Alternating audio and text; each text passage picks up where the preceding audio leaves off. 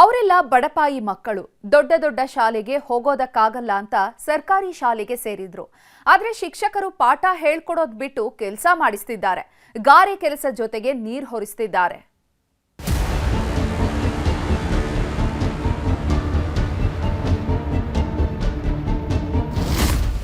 ಜ್ಞಾನ ದೇಗುಲವಿದು, ಕೈ ಮುಗಿದು ಒಳಗೆ ಬಾ ಅಂತ ಪ್ರತಿ ಸರ್ಕಾರಿ ಶಾಲೆಯಲ್ಲೂ ಹಾಕಿರ್ತಾರೆ. ಯಾಕಂದ್ರೆ ಪ್ರತಿ ಮಕ್ಕಳ ಪಾಲಿಗೆ ಶಾಲೆಗಳೇ ಜ್ಞಾನಾರ್ಜನೆಯ ಕೇಂದ್ರಗಳಾಗಿರ್ತವೆ. ಲಕ್ಷ ಲಕ್ಷ ಫೀಸ್ ಕಟ್ಟೋದಕ್ಕಾಗಲ್ಲ, ಖಾಸಗಿ ಶಾಲೆಯಲ್ಲಿ ಓದಿಸೋ ಶಕ್ತಿ ನಮಗಿಲ್ಲ ಅಂತ ಬಹುತೇಕರು ಸರ್ಕಾರಿ ಶಾಲೆಗೆ ಮಕ್ಕಳನ್ನ ಸೇರಿಸ್ತಾರೆ. ಗುರುಗಳ ಸ್ಥಾನದಲ್ಲಿ ನಿಲ್ಲೋ ಶಿಕ್ಷಕರು ಪ್ರತಿ ವಿದ್ಯಾರ್ಥಿಗಳ ಪಾಲಿಗೆ ಆದರ್ಶಪ್ರಾಯವಾಗಿರಬೇಕು. ಆದ್ರೆ ಇಲ್ಲಿನ ಶಿಕ್ಷಕರು ಮಕ್ಕಳ ಬದುಕಿನ ಜೊತೆಗೆ ಚೆಲ್ಲಾಟವಾಡ್ತಿದ್ದಾರೆ. ಈ ಬರಿಬೇಕಿದ್ದ ಕೈಗಳಲ್ಲಿ ಗಾರೆ ಕೆಲಸ ಮಾಡಿಸ್ತಿದ್ದಾರೆ. ಪೆನ್ನು ಬುಕ್ ಹಿಡಿಯಬೇಕಾದ ಮಕ್ಕಳಿಗೆ ಬಾಂಡ್ಲಿ ಕೊಟ್ಟು ಗಾರೆ ಕೆಲಸ ಮಾಡಿಸ್ತಿದ್ದಾರೆ. ಇನ್ನೊಂದ್ ಕಡೆ ಮಕ್ಕಳ ಕೈಯಲ್ಲೇ ದೂರ ದೂರಿನಿಂದ ನೀರು ಹೊರಿಸ್ತಿದ್ದಾರೆ.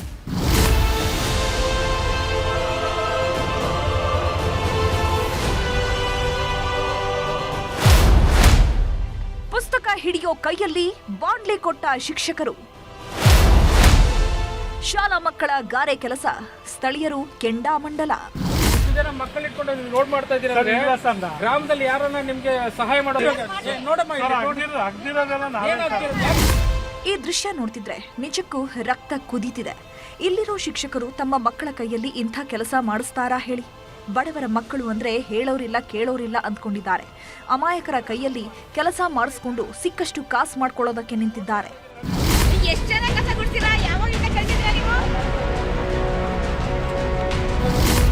ಇದು ಮಂಡ್ಯ ಜಿಲ್ಲೆಯ ನಾಗಮಂಗಲದ ನಲ್ಕುಂದಿ ಗ್ರಾಮದ ಸರ್ಕಾರಿ ಪ್ರಾಥಮಿಕ ಶಾಲೆ. ಶಾಲೆ ಅಭಿವೃದ್ಧಿಗೆ ಅಂತ ಸರ್ಕಾರ ಅನುದಾನ ನೀಡಿದೆ. ಇದೇ ದುಡ್ಡಲ್ಲಿ ಕಾಮಗಾರಿ ಕೆಲಸಗಳು ನಡೀತಿವೆ.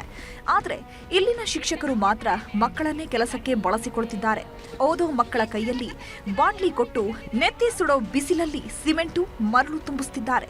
ಯಾವಾಗ ಇದು ಸ್ಥಳೀಯರ ಕಣ್ಣಿಗೆ ಬಿತ್ತೋ ಕೆರಳಿ ಕೆಂಡವಾಗಿದ್ದಾರೆ.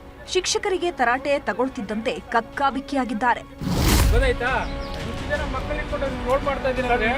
ಗ್ರಾಮದಲ್ಲಿ ಯಾರನ್ನ ನಿಮ್ಗೆ ಸಹಾಯ ಮಾಡೋದು?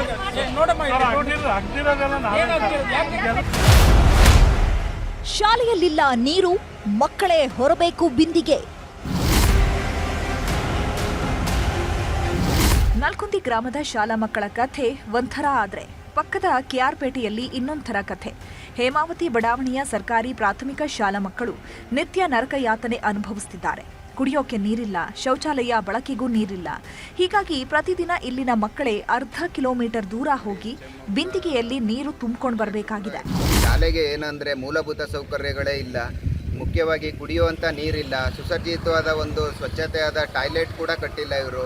ಈ ಶೌಚಾಲಯ ಇಲ್ಲದೆ ಹೋದರೆ ಎಷ್ಟು ಪ್ರಾಬ್ಲಮ್ ಆಗುತ್ತೆ ಅಂತ ಗೊತ್ತು. ಮುಖ್ಯವಾಗಿ ಬೇಕಾಗಿರುವಂಥ ಕುಡಿಯೋ ನೀರಿನ ವ್ಯವಸ್ಥೆ ಕೂಡ ಇಲ್ಲಿಲ್ಲ.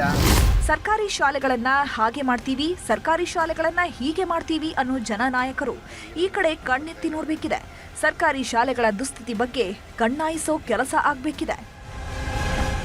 ಸುನಿಲ್ ಗೌಡ, ನ್ಯೂಸ್ 18, ಮಂಡ್ಯ.